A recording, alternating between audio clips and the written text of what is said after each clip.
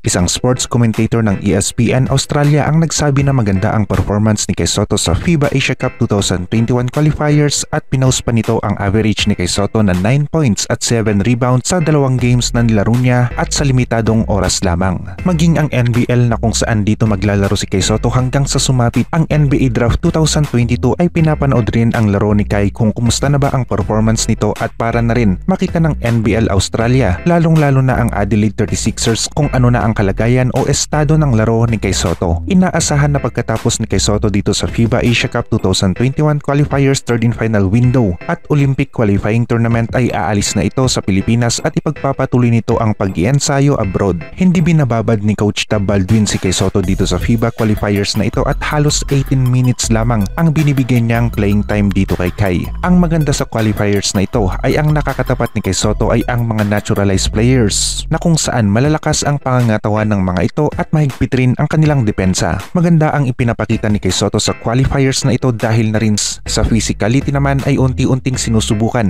ni Kay Sotto na gamitin ang kanyang katawan para magkaroon ng contact habang nasa opensa ito na pwedeng magresulta sa mga end-one baskets. Napansin lang natin na hindi gaanong pinapapwesto kaagad si Kay Sotto malapit sa shaded area o sa lugar na malapit sa loob ng paint at palaging nagsisimula sa high pick and roll ang opensa nito at kung mapapansin natin ay madalas ma-intercept ang mga pasa na ibinibigay sa kanya na nagre-resulta sa mga turnovers pero kung magawa ng gilas na maperpekto o ma-improve pa ang estilo nilang ito ay siguradong magiging unstoppable si Kay Sotto pagdating sa mga pick and roll plays lalong-lalo na kung magiging matagumpay ang mga ito na mas-switch ang mga defenders at mas maliit na defender ang mapupunta kay Kay Sotto na magbabantay sa kanya. Karamihan rin sa openso ay advantage ni Kay Sotto ang kanyang height at walang makakapigil sa kanya sa loob ng paint kapag nakaposte na ito ng maayos. Kahit na limitado ang oras ni Kay Sotto at hindi ito nakapag-ensayo ng mahabang panahon para sa gilas ay nagagawa pa rin nitong sundin ang mga instructions ni Coach Tab Baldwin at nakakapag-contribute rin ito ng maayos para sa team. Sa ikalawang pagkaharap ng gilas at ng South Korea ay siguradong mas mainit at pisikal pa ito dahil na rin sa gustong bumawi ng South Korea pero hindi rin ito magiging nilang panalo. Siguradong magiging dikit at mainit ulit ang laban ng Soccer at ng gilas kaya naman tiyak na aabangan ito ng maraming Filipino basketball fans at maging ang mga Korean basketball fans. Yan na muna para sa video nating ito at kung bago ka pa lamang sa ating channel na W Zone ay huwag mong kalimutan na i-click ang subscribe button, notification bell at ang like button kung nagustuhan mo ang ating video.